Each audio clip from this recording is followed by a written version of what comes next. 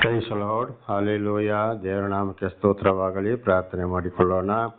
ಸರ್ವ ಸೃಷ್ಟಿಕರ್ತನ ತಂದೆಯ ದೇವರೇ, ಮಗನ ದೇವರೇ, ಪರಿಶುದ್ಧಾತ್ಮನೇ, ನಿಮ್ಮ ನಾಮಕ್ಕೆ ಸ್ತೋತ್ರ ಸ್ವಾಮಿ.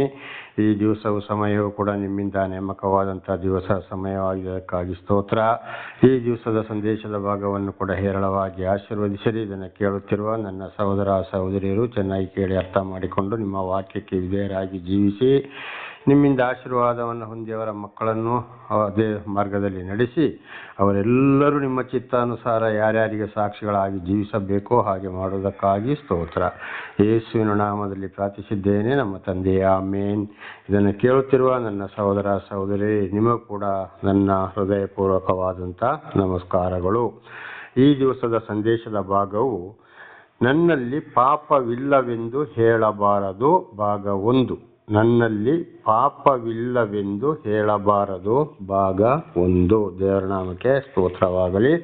ವಚನದ ಕಡೆಗೆ ಹೋಗೋಣ. ಆದಿಕಾಂಡ 2:15-17 ಇದು ಆಗಾಗ ನಾವು ನೋಡಿಕೊಳ್ತಾ ಇದ್ದೇವೆ. ಮತ್ತು ಅದನ್ನು ಹೇಳ್ತಾ ಇದ್ದಾರೆ ಅಂತ ಬೇಸರ ಪಡಬೇಡಿ. ಯಾಕೆಂದರೆ ಆದಿಕಾಂಡದಲ್ಲಿ 3 ಅಧ್ಯಾಯಗಳು ಇಡೀ ಬೈಬಲಿಗೆ ಒಳಪಟ್ಟಿವೆ ಮತ್ತು ಪಾತಾಳದಿಂದ ಪರಲೋಕದವರೆಗೆ ಸಂಬಂಧಪಟ್ಟಂಥ ವಿಷಯಗಳು ಈ 3 ಅಧ್ಯಾಯಗಳಲ್ಲಿ ವಿಶೇಷವಾಗಿ ಅಡಕವಾಗಿದೆ. ಆದ್ದರಿಂದ ಮತ್ತೆ ವಾಕ್ಯಗಳು ಬರುವ ಅವಕಾಶವಿದೆ. ಹಾಗೆ ವಾಕ್ಯಗಳನ್ನು ಓದಿಕೊಳ್ಳೋಣ. ಆದಿಕಾಂಡ 2:15-17 ನಾವು ನೋಡುವಾಗ, ಏದೇನ್ ತೋಟದಲ್ಲಿ ಮನುಷ್ಯನಾದ ಆದಾಮನನ್ನು ದೇವರು ವ್ಯವಸಾಯ ಮಾಡುವುದಕ್ಕೂ ಕಾಯುವುದಕ್ಕೂ ಅಲ್ಲಿ ಬಿಟ್ಟರು. ಅವನಿಗೆ ಊಟಕ್ಕೆ ಮರದ ಹಣ್ಣನ್ನು ಕೊಟ್ಟರು. ಆ ಒಂದು ಮರದ ಹಣ್ಣನ್ನು ಮಾತ್ರ ತಿನ್ನು, ಎಲ್ಲ ಮರದ ಹಣ್ಣನ್ನು ತಿನ್ನಬೇಡ. ಅಂದರೆ ಆ ಒಂದು ಮರದ ಹಣ್ಣು ಯಾರಂದರೆ ಸೈತಾನ. ಅವನ ಮಾತನ್ನು ನೀನು ಕೇಳಬೇಡ, ಅವನ ಸವಾಸವನ್ನು ನೀನು ಮಾಡಬೇಡ. ಮಾಡಿದರೆ ಇದೇ ದಿನ ನೀನು ಸತ್ತು ಹೋಗ್ತೀಯ ಅಂತಂದರೆ, ಅದೇ ದಿವಸ ಅಂದರೆ ಹಾಗೆಲ್ಲ, ಅದರಿಂದಲೇ ಪಾಪ ಮುಂದೆ ಬೆಳೆದು ಮುಂದೆ ನೀನು ಪಾಪ ಮಾಡುವವನಾಗಿ ಸತ್ತು ಹೋಗ್ತೀಯ ನೀನು ಅಂತ ಮೊದಲೇ ದೇವರು ಎಚ್ಚರಿಸಿದರು. ಹಾಗೆ ನಮ್ಮ ಜೀವಿತದಲ್ಲಿ ಕೂಡ ನಮ್ಮನ್ನು ಕೂಡ ನಾವು ದೇವರನ್ನು ಅರಿಯದ ಕಾಲದಲ್ಲಿ ದೇವರೇ ನಮಗೆ ದರ್ಶನವನ್ನು ಕೊಟ್ಟು ಇತರರ ಮೂಲಕ ನಮ್ಮನ್ನು ದೇವರು ಎಚ್ಚರಿಸುತ್ತಲೇ ಇದ್ದಾರೆ. ಮತ್ತು ಈ ಆದಾಮನಾಗೆ ದೇವರ ಮಾತನ್ನು ನಾವು ಕೇಳದೆ, ವಾಕ್ಯವನ್ನು ಕೇಳದೆ ಹೋದರೆ 10 ದಶಾಜ್ಞೆಗಳಿಗೆ ಅವಿಧೇಯರಾದರೆ ಮತ್ತು ದೇವರ ಎಲ್ಲ ವಾಕ್ಯಗಳಿಗೆ ಅವಿಧೇಯರಾದರೆ ನಾವು ಕೂಡ ಶಾಪಗ್ರಸ್ತರಾಗ್ತೇವೆ ಅಂತ ಇದರ ಅರ್ಥ. ಹಾಗಿರುವಾಗ ಆದಾಮನಲ್ಲಿ ಮೊದಲಲ್ಲಿ ಪಾಪ ಇರಲಿಲ್ಲ, ಆಮೇಲೆ ಎಚ್ಚರಿಸಿದರು. ನಮ್ಮಲ್ಲಿ ಪಾಪ ಇತ್ತು, ಎಚ್ಚರಿಸಿದರು.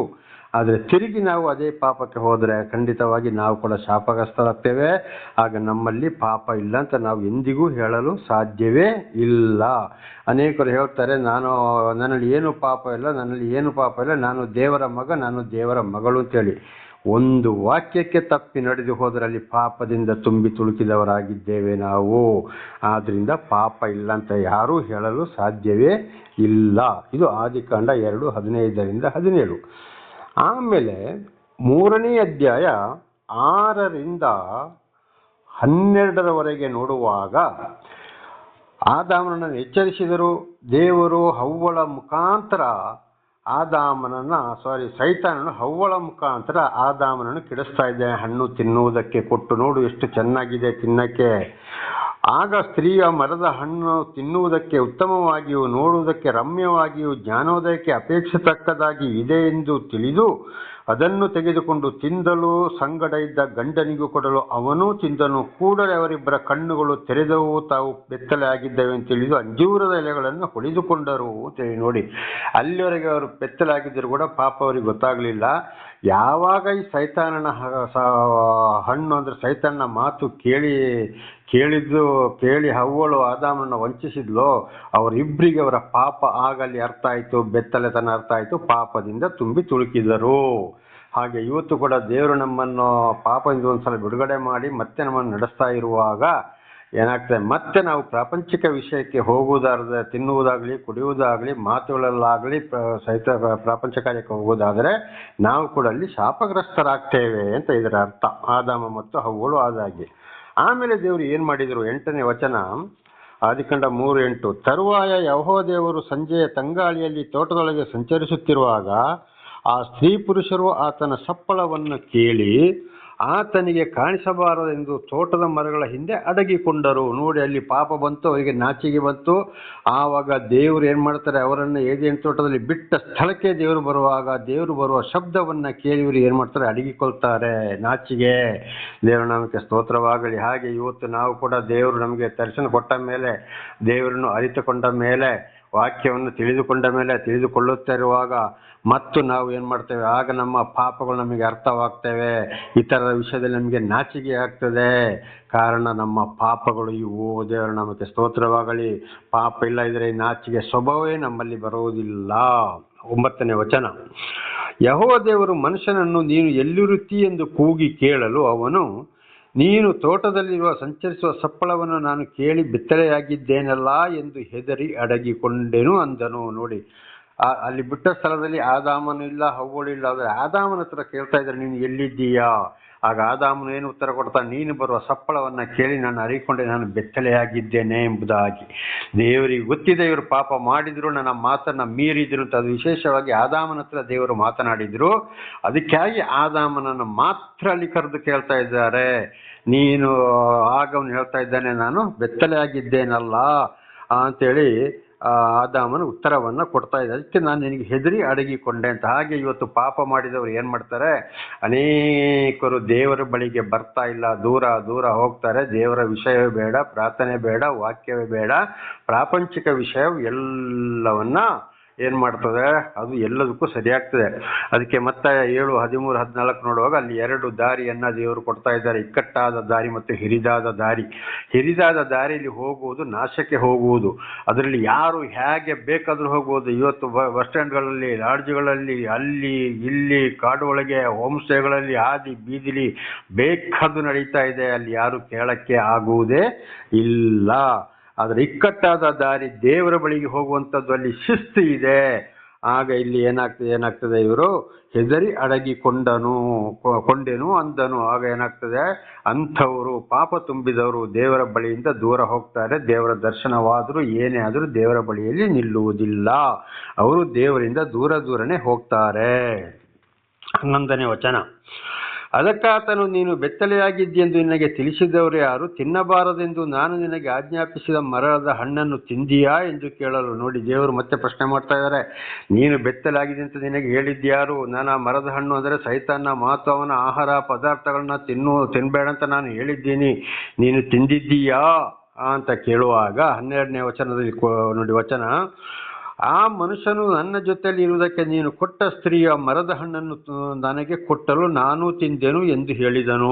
ನೋಡಿ, ಅಲ್ಲಿ ಕಂಪ್ಲೇಂಟ್ ಮಾಡ್ತಾ ಇದ್ದಾನೆ ಹೆಂಡತಿಯ ಮೇಲೆ. ಆದಾಮ ಪ್ರಾತಮ ಇಡೀ ಭೂಲೋಕದಲ್ಲಿ ಅವರು ಇಬ್ಬರೇ ಇದ್ದಿದ್ದು, ಗಂಡ ಹೆಂಡತಿ ಮನುಷ್ಯರಾಗಿ. ಆದರೆ ಫಸ್ಟ್ ಹೆಂಡತಿಯ ಮೇಲೆ ಕಂಪ್ಲೇಂಟ್ ಮಾಡ್ತಾ ಇದ್ದಾನೆ. ನನಗೆ ನೀನು ಕೊಟ್ಟ ಸ್ತ್ರೀ ನನ್ನನ್ನು ವಂಚಿಸಿದಳು, ಅವಳು ತಿಂದಳು, ನಾನು ತಿಂದೆ ಎಂಬುದಾಗಿ. ದೇವರ ನಾಮಕ್ಕೆ ಸ್ತೋತ್ರವಾಗಲಿ. ಇದರ ಅರ್ಥ, ನನ್ನ ಸಹೋದರ ಸಹೋದರಿ, ಇವತ್ತು ಅನೇಕ ದೇವರನ್ನು ಆದುಕೊಂಡಂತ ಗಂಡಂದಿರನ್ನು ಸೈತಾನನು ಹೆಂಡತಿಯರ ಮೂಲಕ ವಂಚಿಸ್ತಾ ಇದ್ದಾನೆ. ಬಹಳ ಎಚ್ಚರ. ಇದುವೇ ಪಾಪ. ಎಲ್ಲರೂ ಅಲ್ಲ, ಬಹಳ ಜನ ಇದರಲ್ಲಿದ್ದಾರೆ. ಗಂಡ ಹೆಂಡತಿ ಒಂದಾಗಿ ದೇವರಲ್ಲಿ ಜೀವಿಸುವವರು ಕೂಡ, ದೇವರ ವಾಕ್ಯಕ್ಕೆ ಸರಿಯಾಗಿ ಜೀವಿಸುವವರು ಕೂಡ ಅನೇಕರಿದ್ದಾರೆ. ದೇವರವರನ್ನು ಹೇರಳವಾಗಿ ಆಶೀರ್ವದಿಸಲಿ. ಆದರೆ ಅನೇಕ ಗಂಡಂದಿರು ದೇವರಲ್ಲಿ ಇದ್ದರೂ ಕೂಡ, ಮಾತನ್ನು ತಿಳಿಸೋರಾದರೂ ಕೂಡ, ಈ ಪ್ರಾಪಂಚಿಕ ವಿಷಯದಲ್ಲಿ ಹೆಂಡತಿಯರು ಗಂಡನೊಂದಿಗೆ ಜಗಳಾಡುವುದು, ದೂರ ಮಾಡೋದು, ಗಂಡಂದಿರನ್ನು ದೇವರು ಹೆಂಡತಿಯರು ದೂರ ತಳ್ಳವರಾಗಿದ್ದಾರೆ.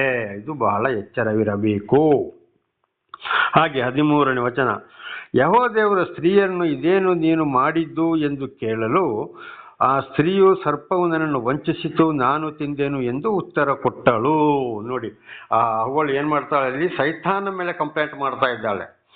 ನನಗೆ ಆ ಸರ್ಪವು ನನ್ನನ್ನು ವಂಚಿಸಿತು ಅಂತೇಳಿ.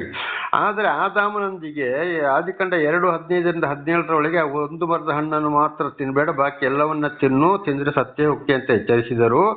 ಆದಿಕಾಂಡ 3ನೇ ಅಧ್ಯಾಯದಲ್ಲಿ ನೋಡುವಾಗ, ಸೈತಾನನು ಕೇಳುವಾಗ ಅಲ್ಲಿ ಏನು ಮಾಡ್ತಾನೆ, ಹವ್ವಳು ಉತ್ತರ ಕೊಡ್ತಾಳೆ. ಸೈತಾನ ಬದಲಾಗಿ ವಿಚಾರಿಸ್ತಾನೆ, ಏನವ್ವಾ ದೇವರು ಹೇಳಿದ್ರು ಅಂತ ಕೇಳುವಾಗ, ಈ ರೀತಿ ಹೇಳಿದ್ದಾರೆ ಅಂತ. ಆಗ ಹೆಂಡತಿಗೆ ಆದಾಮನು ಹೇಳಿದ್ದಾನೆ. ಆಗ ಅವಳು ಹವ್ವಳಲ್ಲಿ ಜಾಗೃತರಾಗಬೇಕಲ್ಲ, ಆಗಲಿಲ್ಲ. ಸೈತಾನನ ಮಾತನ್ನ ಕೇಳಿದ್ಲು. ಇಲ್ಲಿ ಇವಳು ಆಗ ಸೈತಾನನಿಗೆ ಒಂದು ವೇಳೆ ಹವ್ವಳು ನನ್ನ ಹತ್ರ ದೇವರು ಏನು ಮಾತಾಡಿಲ್ಲಪ್ಪ, ನನ್ನ ಗಂಡನ ಹತ್ರ ದೇವರು ಮಾತನಾಡಿದ್ದು, ನನ್ನ ಗಂಡನ ಹತ್ರ ಮಾತಾಡು ಅಂತ ಹೇಳಿದ್ರೆ ಇಲ್ಲಿ ಸರ್ಪವು ಹವ್ವಳನ್ನು ವಂಚಿಸುತ್ತಿರಲಿಲ್ಲ. ಆದರೆ ಇಲ್ಲಿ ಗಂಡನು ಹೇಳಿದ ಮಾತನ್ನು ಮರೆತು ಸೈತಾನ ಮಾತಿಗೆ ಬೆಲೆ ಕೊಟ್ಟಿದ್ದರಿಂದ ಸೈತಾನಿಗೆ ಒಂದು ಅವಕಾಶವಾಯಿತು. ಆಮೇಲೆ ಅವಳು ಏನ್ ಮಾಡ್ತಾ ಇದ್ದಾಳೆ, ಸೈತಾನನ ಮೇಲೆ ಕಂಪ್ಲೇಂಟ್ ಮಾಡ್ತಾ ಇದ್ದಾಳೆ ದೇವರಿಗೆ.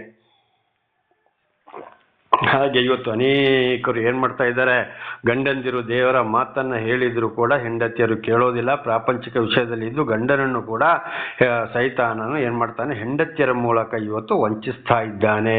ಹಾಗಿರುವಾಗ ದೇವರನ್ನು ಮರೆತು ಗಂಡ ಹೆಂಡತಿ ದೇವರ ವಾಕ್ಯವನ್ನು ತಿಳಿದು ಮತ್ತು ಎಷ್ಟೇ ಪ್ರಾರ್ಥನೆ ಮಾಡಲಿ, ಎಷ್ಟೇ ಬೋಧನೆ ಮಾಡಲಿ, ಎಷ್ಟೇ ದಾನ ಧರ್ಮ ಮಾಡಲಿ, ಎಷ್ಟೇ ಬುದ್ಧಿ ಹೇಳಿ, ಏನೇ ಮಾಡಲಿ, ಆದರೆ ಪಾಪವು ನನ್ನಲ್ಲಿ ಪಾಪವಿಲ್ಲ ಅಂತ ಹೇಳಕ್ಕಾಗೋದಿಲ್ಲ. ದೇವರ ಮಾತನ್ನ ಮೀರಿ ಪ್ರಾಪಂಚಿಕ ವಿಷಯದಲ್ಲಿ ಹೋಗಿ ಎಷ್ಟೇ ದೇವರ ಸೇವೆ ಮಾಡಿದ್ರು, ಏನೇ ಮಾಡಿದ್ರು, ನಾವು ಒಳ್ಳೆಯವರು, ನಾವು ಪರಿಶುದ್ಧರು. ಅನೇಕರು ಹೇಳ್ತಾ ಇದ್ದಾರೆ ಸೇವಕರು, ನಾವು ನಿಮಗೆ ಲೆಕ್ಕವನ್ನು ಒಪ್ಪಿಸಬೇಕಾಗ್ತದೆ ದೇವರ ಹತ್ರ.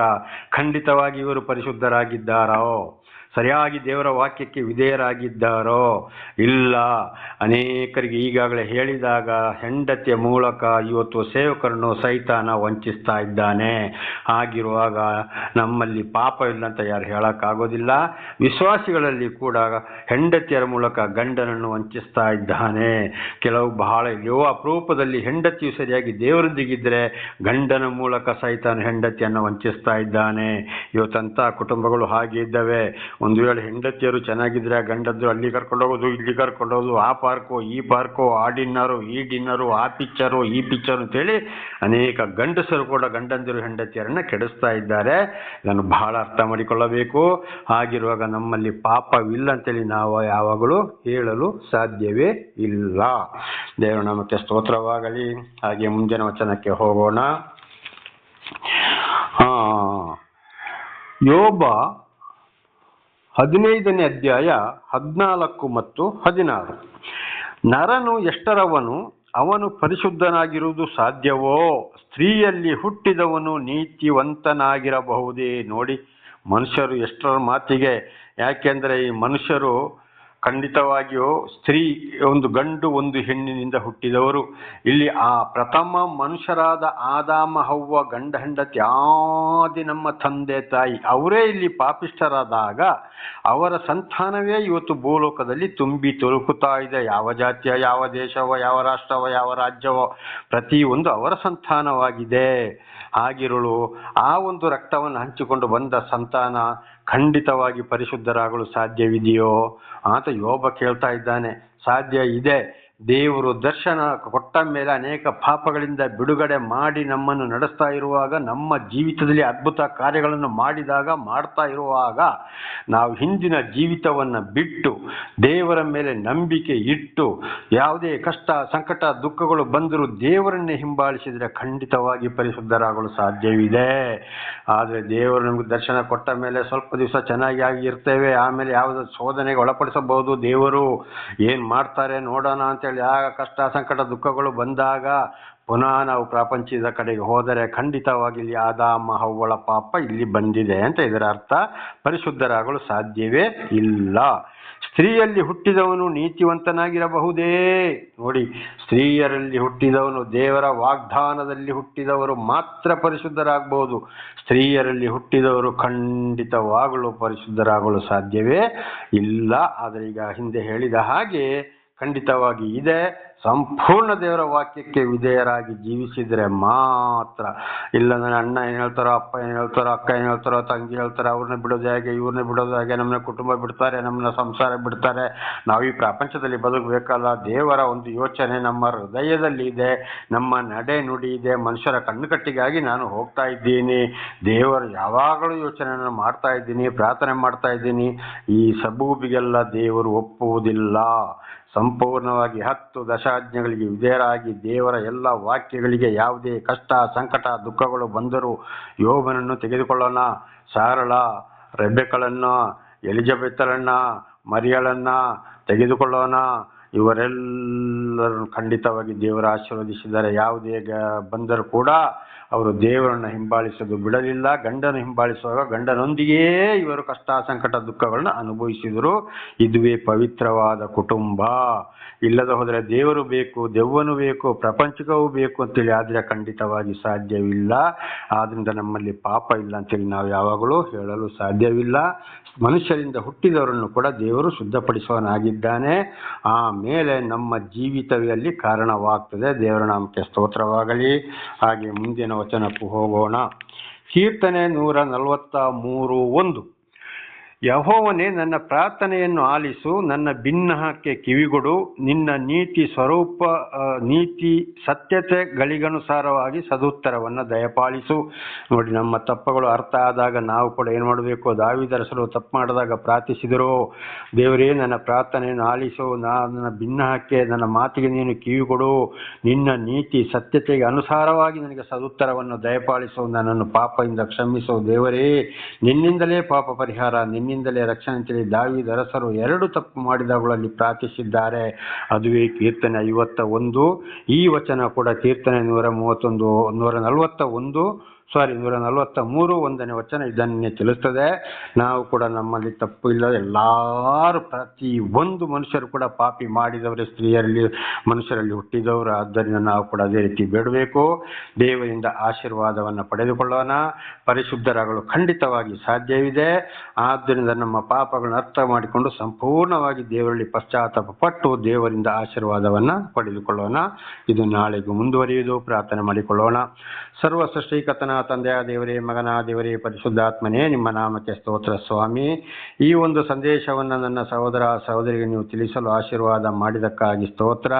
ಇದರಲ್ಲಿ ಏನಾದರೂ ಅವರು ತಪ್ಪಿ ಹೋಗಿದ್ದರೆ, ನಾನು ಕೂಡ ತಪ್ಪಿ ಹೋಗಿದ್ದರೆ ನಿಮಗೆಲ್ಲವೂ ತಿಳಿದೆ, ಕ್ಷಮಿಸಿ. ಪಾಪ ಪರಿಹಾರ, ರಕ್ಷಣೆ ನಿಮ್ಮಿಂದಲೇ ಹೊರತು ಬೇರೆ ಯಾರಿಂದಲೂ ಇಲ್ಲ. ನೀವೇ ರಕ್ಷಿಸುವ ದೇವರಾಗಿದ್ದೀರಿ. ನಿಮ್ಮೊಬ್ಬರಿಗೆ ಘನ ಮಾನ ಮಹಿಮೆಯನ್ನು ನಾವು ಸಲ್ಲಿಸುವವರಾಗಿದ್ದೇವೆ. ಹಾಗೆ ಮಾಡುವುದಕ್ಕಾಗಿ ಸ್ತೋತ್ರ. ಯೇಸುವಿನ ನಾಮದಲ್ಲಿ ಪ್ರಾರ್ಥಿಸಿದ್ದೇನೆ ನಮ್ಮ ತಂದೆ, ಆಮೇನ್. ಇದನ್ನು ಕೇಳುತ್ತಿರುವ ನನ್ನ ಸಹೋದರ ಸಹೋದರರೇ, ನಿಮಗೂ ಕೂಡ ನನ್ನ ಧನ್ಯವಾದಗಳು. ದೇವರು ನನ್ನನ್ನು ಮತ್ತು ನಿಮ್ಮನ್ನು ಹೇರಳವಾಗಿ ಆಶೀರ್ವದಿಸಲಿ. ದೇವರ ಕರುಣೆ ಪ್ರೀತಿ ಯಾವಾಗಲೂ ನಿಮ್ಮೊಂದಿಗೂ ನನ್ನೊಂದಿಗೂ ಇರಲಿ.